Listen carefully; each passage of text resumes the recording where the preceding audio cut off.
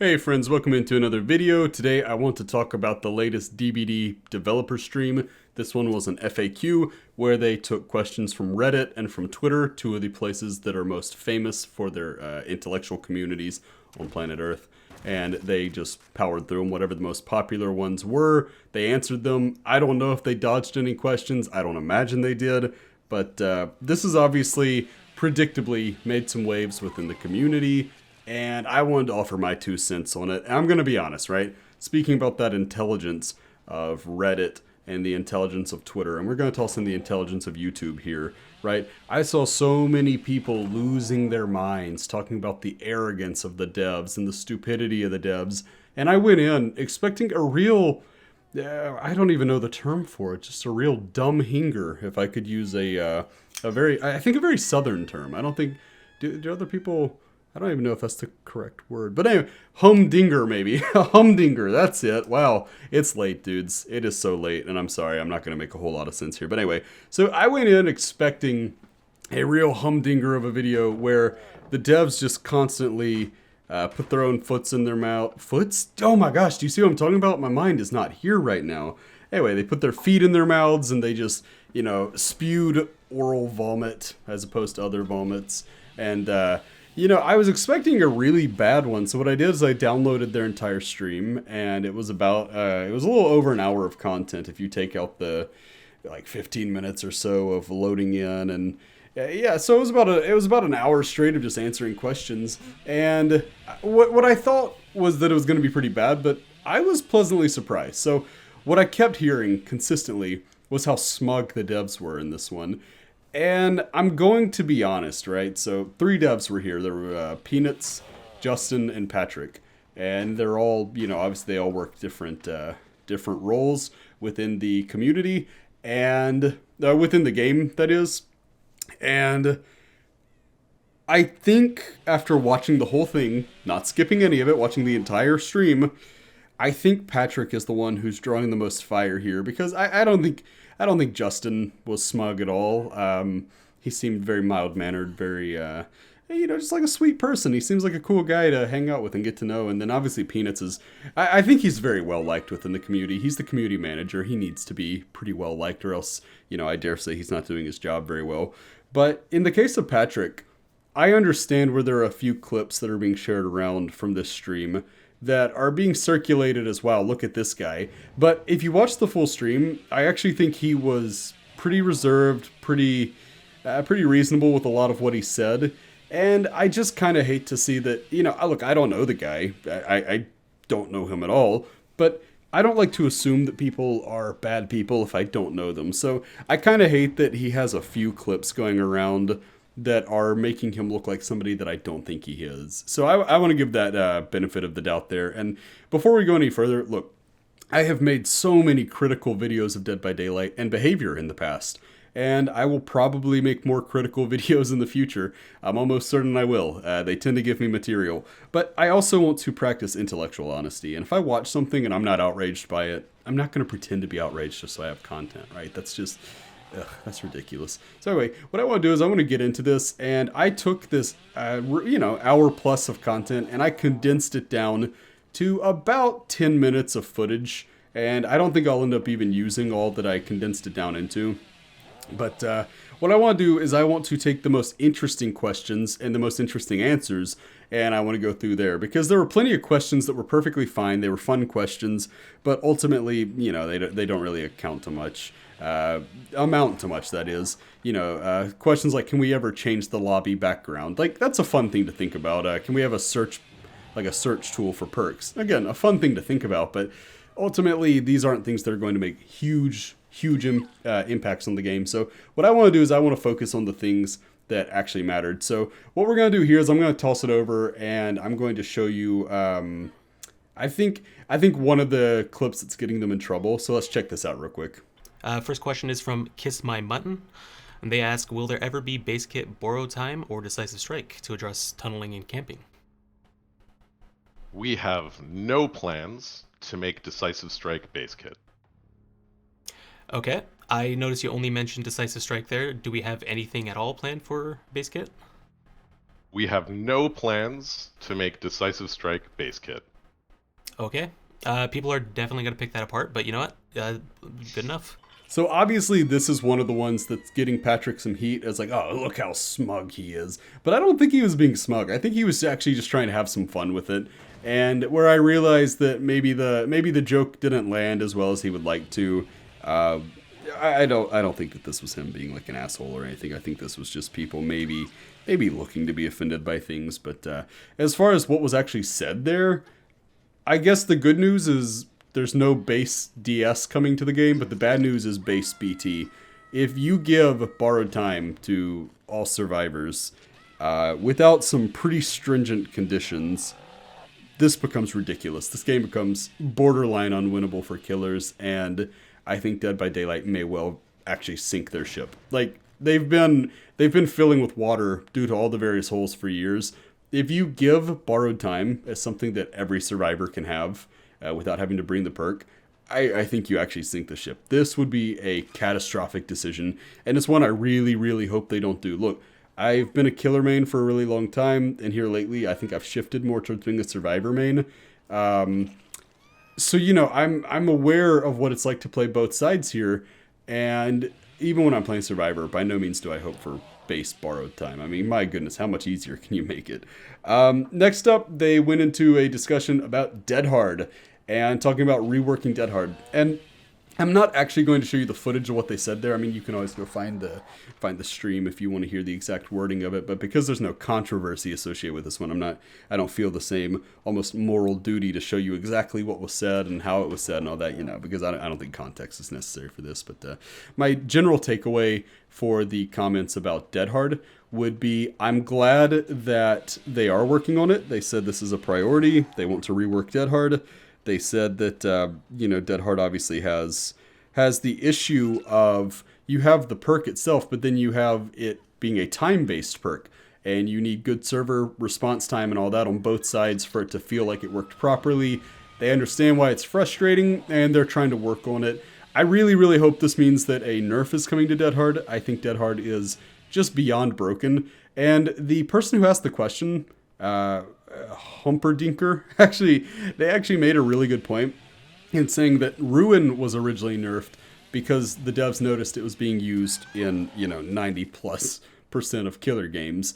Dead Hard's in that same place. You don't go into a game and not have at least 2 survivors running Dead Hard. It is overwhelmingly, I would have to imagine, it is overwhelmingly the most popular survivor perk.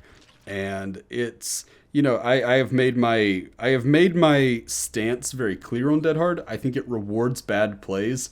It helps bad players feel like good players, and good players feel like great players. And I don't think that's a good design for a perk. I think that's rewarding talent that is not there, talent that should be cultivated and worked towards. And any rework they can get with Dead Hard, I am 1000% for that. Another thing I'm not going to show the actual footage for, but I thought it was kind of interesting. They talked about the concept of the early game objectives, changing how the early game is, so to hopefully slow down generators. Maybe you have to find like a specific part to go put in the generator or something like that, or maybe gens just go more slowly in the beginning. And I'm not surprised at all that they said that was received tremendously poorly by the people who played the game, by the people who tested it. And, I've always said that one of Dead by Daylight's great strengths is that anybody can pick it up, and within 2 or 3 games, they get it. I mean, they're not going to get the intricacies, right? But they're going to get it. They're going to get the base game here. And once you start adding a lot of little objectives, that barrier to understanding just gets wider and wider. So I'm not surprised that they ended up going that way. Another thing they did was they announced a Circle of Healing nerf. That was actually the very first thing they did. I should have mentioned that earlier, but because I didn't really feel like I needed to play a clip for it, I'll put the graphic up on screen that they came up with. And yeah, this one was, I don't know. Is it enough? Is it enough of a nerf? We'll see, right? We'll see. But the fact of the matter is the perk has been nerfed to the point that at level 3, it's worse than it was at level 1 previously. So that's a pretty stiff nerf. That is something that will definitely change how people use not how they use it, I guess, but it'll change how many people use it, because it's gone from absolutely, positively, ridiculously broken to possibly just kind of broken, and that'll hurt its relevance in the meta somewhat. Maybe you start seeing more adrenalines again, but I don't know. I'm going to give them the benefit of doubt on this one, and I'm going to wait and see how this plays out. Maybe this is exactly what it needed. I think it's the only boon perk right now that's actually broken. I think the others are fine, and I'm hoping this will bring Circle of Healing down a little bit, but they even mentioned themselves like, hey, let's see how this goes, and if it's still too strong, we'll nerf it again. So I think that's the right attitude to bring into this. Another thing they went into was a talk about skill-based matchmaking system, and this is, I would say, the other clip that's going around a lot, so I don't really want to skew you one way or the other. I'm going to go and play that for you. The whole part about Patrick talking about the SBMM system. Next question comes from Jessica Ravane, who asks, would it be possible to change the SBMM system to be more skill-based and not based on kills and escapes? I know you could talk about this all day, so I'm going to cut you off if it goes too long. Yeah, I've got some notes here, but I'm desperately trying to keep it brief, so I'll please understand I am simplifying some things here. Don't read too much into every detail I'm saying. I'm trying to keep this brief. But there's a common misconception that by using just kills and escapes to adjust your MMR, it's ignoring skill in the game. This isn't the truth, though. This is false. Kills and escapes are proxies for skill, in that skilled play inherently leads to kills or escapes. Think about sports, and I'll use hockey as an example because I'm Canadian. You wouldn't say they only count wins when placing teams in the standings, but they should also count shots on goal too. A more skilled player takes more shots. And while that's certainly true, it's important to remember that shots lead to goals, which lead to wins. So you can kind of cut the middleman out there. And that's the key, right? Skilled play leads to wins. If they don't, are they really skilled plays? Right? If your skilled play doesn't get you to win, was it really a skilled play in the first place? Everything leads to the same place in DBD. Killing survivors or the survivors escaping alive. That's what MMR predicts. The chances of the killer killing survivors or them escaping alive. And it is actually very good at doing that. However, we're looking at some improvements to the current system. An example to take is to take team results into account for survivors in addition to the personal results. This takes some time. We have to iterate on. There's lots of fun math, which I could again talk about forever. But we need to prove it out that it's working, that there's value in it, and correlations, so on. More details on that more details on skill-based matchmaking in general are actually in our last dev blog post as well. Okay. We have a similar question, not directly similar, but pretty close, from Jeff Alip, who asks, why don't hooks count towards your rating? Yeah, this is a great example of what I was just talking about a minute ago, in a specific case that we did consider and look at and think about quite a bit. The thing with counting hooks is that you end up with weird cases that don't make sense when you take it to its extremes. Say you're a killer who hooked every survivor twice, but none of them died. If you count those hooks towards your rating, then you can easily end up in a situation where that scenario counts as a win, like moves you up the standings, but that feels weird. Did you really win? Should your rating go up and make you face stronger opponents, even though all of the survivors got out alive? Probably not, right? That's like an obvious moment of like, it doesn't really compute. It also doesn't make sense for the survivors. If you call that a killer win, that would mean the survivors lost, but they all got out alive. So that feels weird to call that a loss on the survivor side, unless you start saying that everybody in that situation wins. And then as soon as you can have everybody in a game winning, you get some really weird math, some really crazy stuff starts happening really, really fast. So that's part of why we boil it down to kills and escapes as a proxy for good play in the game. It solves all those problems, and it solves a whole bunch of other ones that I'm just not going to get into now because I think we have like one or two other questions to get into. Yeah, one of the trickiest parts of a system like this is that you need a clear win and loss, because if both sides can win, you end up in a situation where ranks just endlessly climb, and then eventually the matchmaking system can't really give you a match because everyone's at like some astronomical rating. Now, obviously, this is not a great look for them. This was, I think, a fairly tone-deaf response to a very real issue.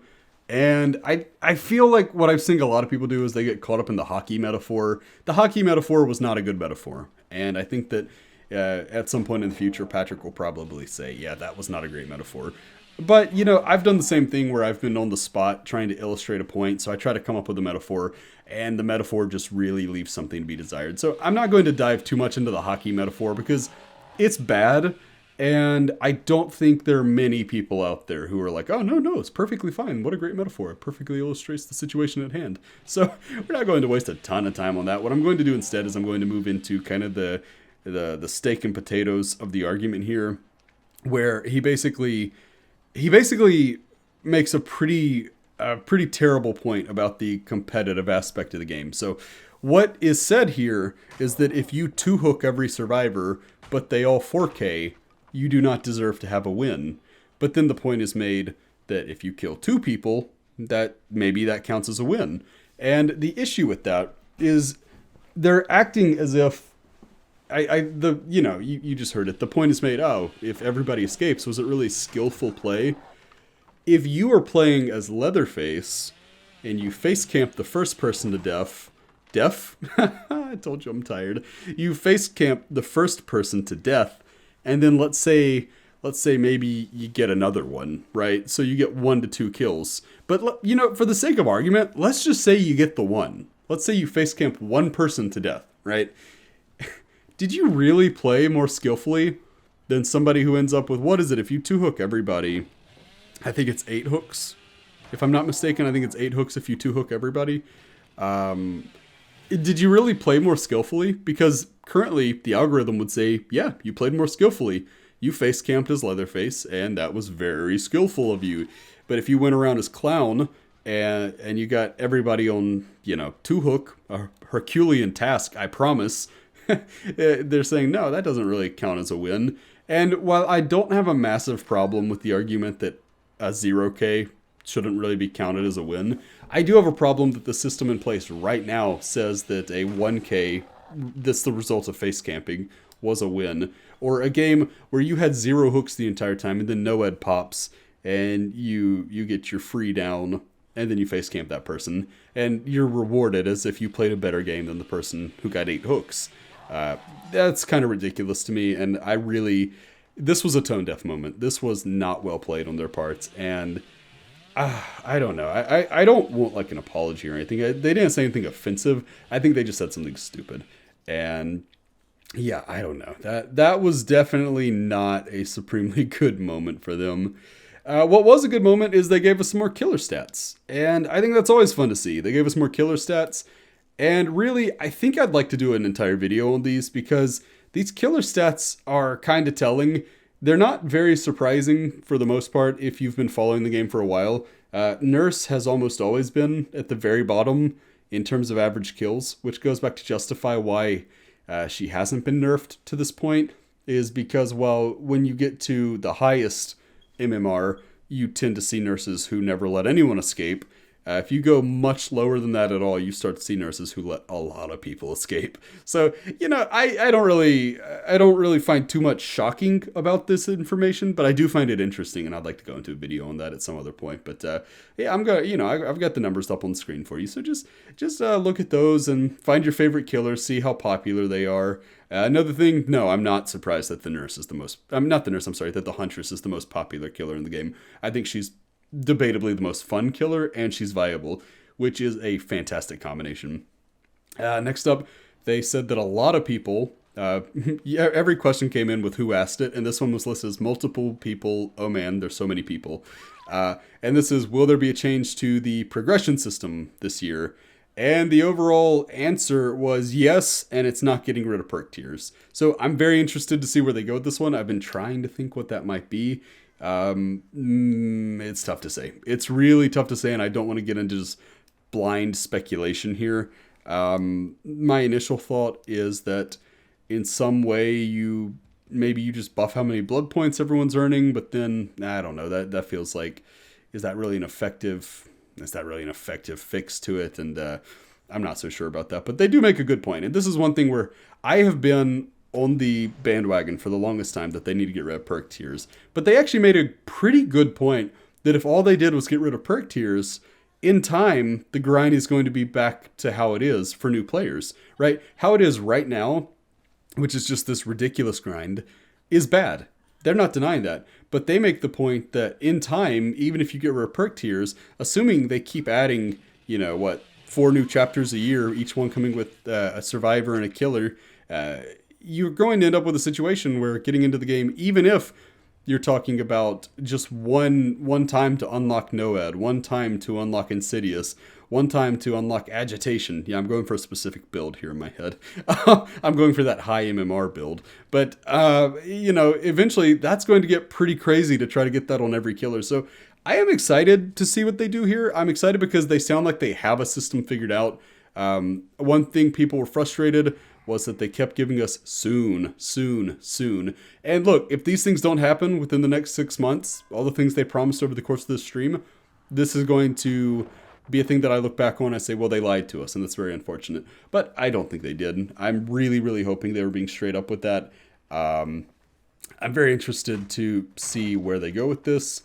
I'm not going to spend too much more time on this because, again, if you really are super interested, you can go, get the finer points of what was said and, what they talked about from the stream itself. They said they are strongly considering getting rid of the Bloodpoint cap, which they also admitted to being ardently against in the past. They said now they've kind of softened on that and they're starting to say, well, do we really need to get rid of it? And I am 1000% for that. I say get rid of the cap or at least increase it substantially. I think that's an awesome decision, and I hope that's one they go through with. That is very encouraging to hear that they are, in the very least, warming substantially to the idea. And then lastly, they talk about the cheater issue. And, they said some of the right things, right? Saying cheaters suck. We don't like them either.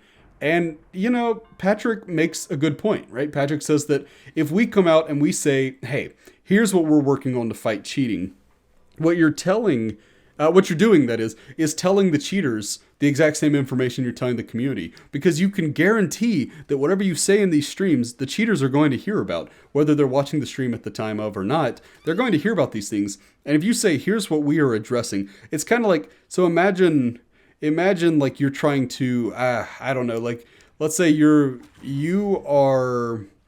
defending a border, right? And you got a big border, right? And no, I'm not talking about a real border. So this is just an example in my head, right? And you have this big open spot of land. And you say, well, we are going to put all of our attention to stopping people from entering here. Well, okay, great. If you make that an announcement that everyone hears, what are people going to do? They're going to go around that. They're going to go where you're not.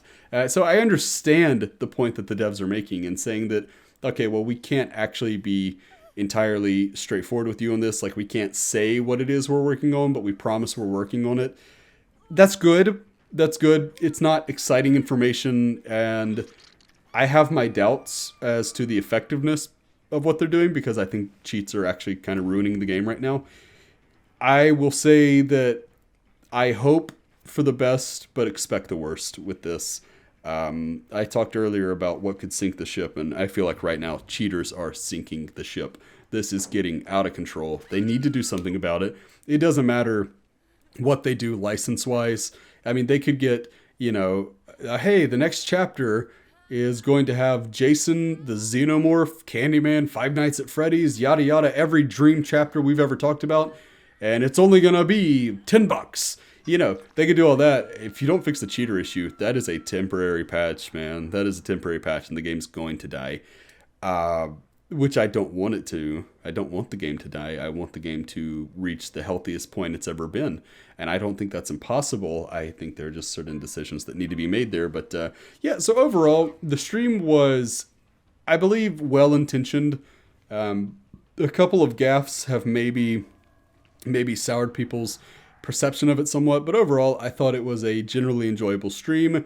I didn't walk away disliking any of the 3 guys on the stream, and I'm sorry that some people did, but overall those are my takes on it. Let me know down below how you feel about it, and if there was something discussed in the stream that you wanted my take on that I didn't cover here. But anyway, that's gonna do it for me. I've been Dust Food. Until next time, bye friends.